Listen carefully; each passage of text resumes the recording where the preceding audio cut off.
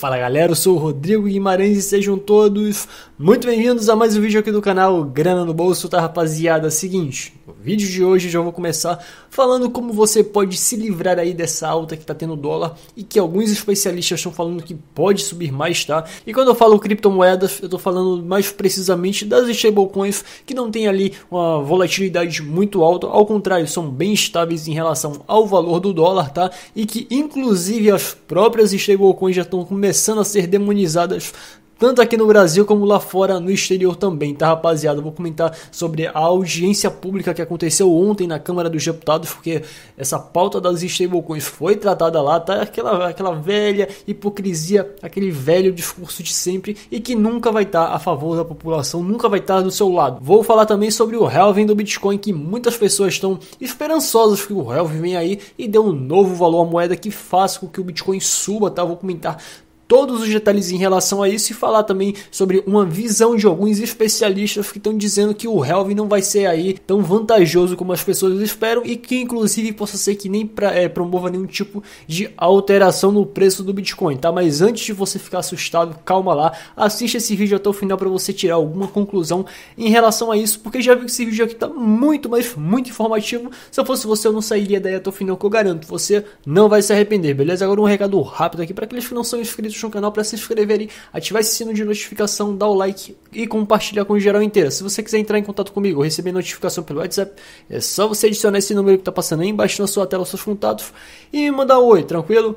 Recado dado, vamos comentar primeiramente sobre a comissão que houve na Câmara dos Deputados de ontem, tá? E eles vieram com um papinho mais ameno em relação às stablecoins, diferentemente do exterior, que lá fora tá muito forte a pancada em relação às criptomoedas como um todo, tá? Mas aqui não, os caras estão querendo meio que matar aos poucos as criptomoedas. E eles falaram, não, as criptomoedas são importantes, as stablecoins aí são importantes, mas tem que ter regulação para evitar aí os riscos, para não haver chamada concorrência desleal. Quem é libertário ou liberal sabe que esse papinho de concorrência desleal, concorrência injusta, isso não existe, tá? Existe concorrência. Se o cara ele não tá atendendo demanda, se ele não oferece uma melhor qualidade ali pro público, pros clientes, ele tem que quebrar mesmo e acabou. Até como tipo de lição. E no caso, ele pode de novo, claro, ressurgir com outro tipo de estratégia, com um novo tipo de produto para tentar atender as demandas, tá? E claro, ele pode vir até derrubar quem derrubou ele. É assim que funciona o livre mercado. Mas não, os caras querem meio que nivelar tudo. Tem que ser tudo igualzinho. Inclusive, quem sai perdendo com esse tipo de equilíbrio é você. Porque eu vou te fazer aí a seguinte demonstração na situação, tá? Vamos colocar aqui um exemplo. Vamos colocar aqui comerciantes de carne, já que o preço da carne está em alta, tá? Já está em voga aí esse tipo de assunto. Vamos trazer esse exemplo aqui, tá? Vamos dizer que existam 10 comerciantes ali de carne numa determinada cidade, num determinado município. Todos eles ligados à prefeitura que determina a tabela preço da carne, diz, olha, não pode existir carne mais barata que isso nem mais cara.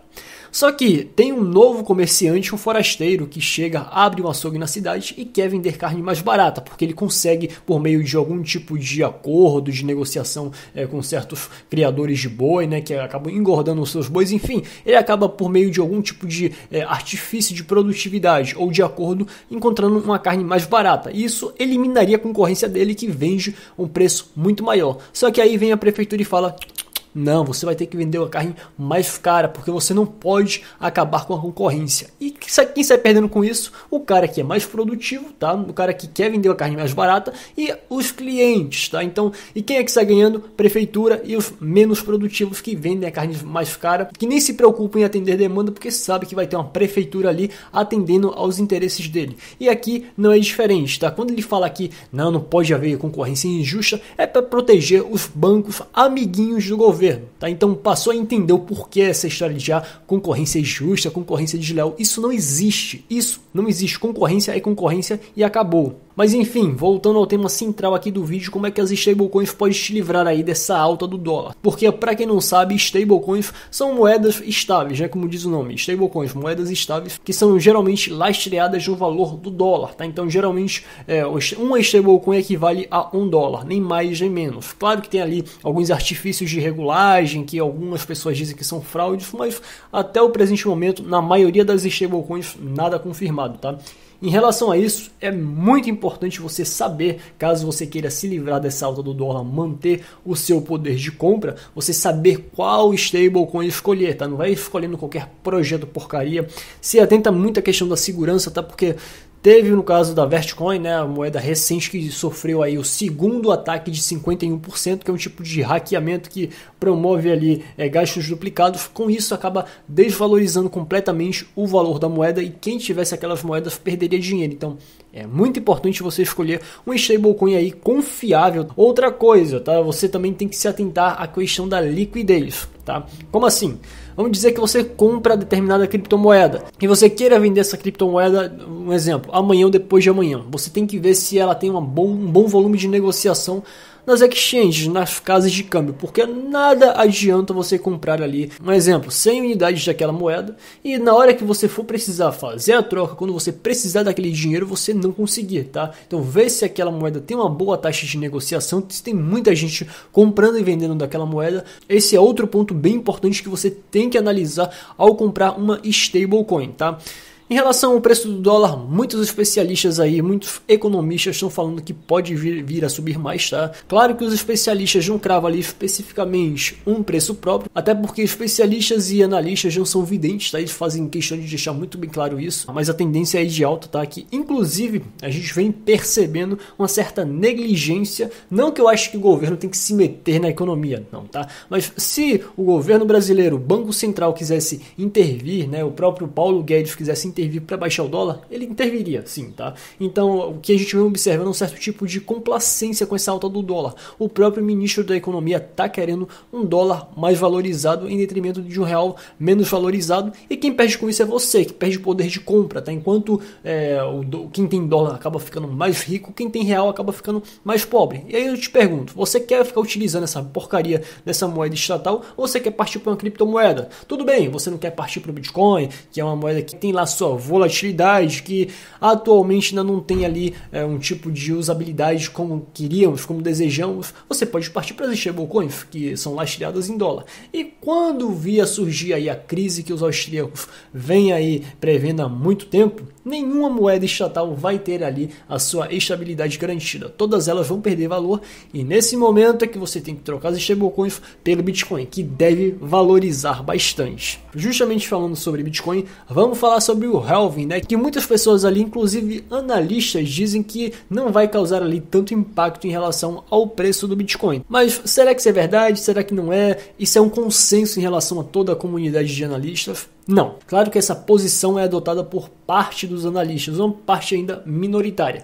Uma parte majoritária crê aí na valorização do Bitcoin, mesmo que parte desses ainda não acredite que seja tão ultra valorizado como algumas pessoas acham, que vai para 100, 200 mil dólares. Calma, eu também acho que não vai chegar a esse patamar, tá? É importante manter o pé no chão. E também a valorização do Bitcoin não é que bater o halving vai imediatamente chegar no preço almejado, não é bem assim não. Tudo tem seu tempo, tá? Inclusive pegando aqui os halvings anteriores, tá? Você vê que tanto em 2012 quanto em 2016 o preço do Bitcoin acabou valorizando bem mais depois de cerca de 1 ano a 1 ano e meio. Esse geralmente é o tempo ideal para que o preço da moeda se valorize. Então, para aqueles que estão pensando em comprar a criptomoeda, comprar o Bitcoin achando que vai valorizar ali logo daqui a 2 meses, quando vai haver o halving, não vai ser assim, tá? De fato, eu compartilho muito dessa opinião. Caso tenha aí a sua valorização almejada ali na casa dos 50 mil dólares, 50 a 60 mil dólares, isso vai ocorrer até o final de 21, até o final de 2021. E lembrando, é uma previsão, não é nenhum tipo de precisão, não é certeza, tá? E claro, tem outras pessoas ali que acreditam que o preço do Bitcoin não vai sofrer nenhum tipo de alteração, porque embora vá ali reduzir a quantidade pela metade, isso pode complicar ali o trabalho dos mineradores. Afinal, o Bitcoin já não está num preço, digamos ali, muito convidativo para os mineradores fazerem aquelas operações. Claro que tem o ajuste de dificuldade, porém já está num valor limite. E caso venha aí reduzir pela metade a recompensa, isso pode deixar aí no vermelho muitos mineradores, podem acabar saindo da moeda Quanto menos mineradores, menos segura a rede é e menos valorizada a rede é também, tá, rapaziada? E claro que isso impacta no preço do Bitcoin, tá? Agora, a questão que não foi levantada, pelo menos até agora, pelos grandes especialistas, mas que eu, ligando o tique e o teco aqui, cheguei nessa conclusão, é de que existem baleias. E baleias têm interesses. Ah, Rodrigo, mas as baleias manipulam o mercado, cara. Mas baleias têm interesses e, nesses casos aí, os interesses deles podem coincidir com os nossos, tá? Como assim?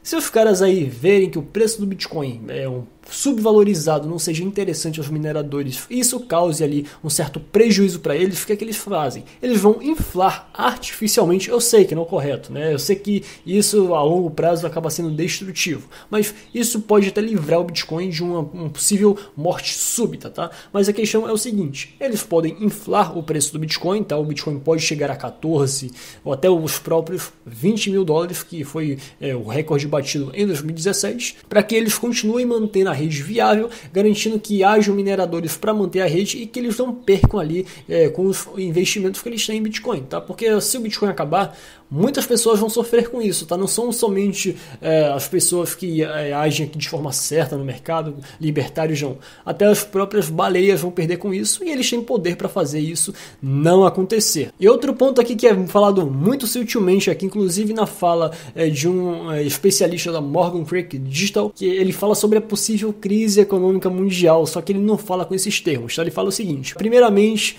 o primeiro passo ali foi o Federal Reserve acabar cortando as taxas de juros, fazendo com que investimentos ali em renda fixa tradicionais sejam desinteressantes, fazendo com que muitas pessoas migrem para as criptomoedas. O segundo passo foi imprimir mais dinheiro, isso acaba desvalorizando o próprio dólar, não na quantidade que está sendo desvalorizado o real, mas acaba tendo um certo tipo de corrosão no poder de compra do dólar. E o terceiro vai ser o halving do Bitcoin, ou seja, deixando o Bitcoin mais escasso. Isso tende, segundo a visão desse especialista aqui da Morgan Creek Digital, ele fala que o Bitcoin pode vir a sofrer uma grande valorização dada aí esses tipos de acontecimentos. Mas claro, tudo isso no campo da especulação. Vamos ver na vida real como é que isso se traduz, rapaziada. Eu fico aqui na torcida, de fato, para que o preço do Bitcoin suba. Alguns especialistas estão falando que antes dos próximos 2 meses o preço do Bitcoin possa vir a atingir 10 mil dólares, tá? Mas não é aí um tipo de unanimidade em relação à comunidade criptográfica. Isso aqui não é difícil não, tá? Porque basta lembrar aquela noite onde o Bitcoin bateu quase 11 mil dólares, onde ele valorizou cerca de 40% em algumas horas, tá? Então, quando se fala em Bitcoin, nunca diga é impossível, tá? A não ser que seja previsão de 1 milhão, 2 milhões de dólares, isso aí de fato beira o quase impossível, mas previsão de bater 10 a 14 mil menos de 2 meses, olha, isso aí é completamente plausível sim, tá? Não significa necessariamente que vai acontecer, tranquilo? Pois é, galera, por hoje é só, espero que vocês tenham gostado desse vídeo, tá? E nos vemos na próxima.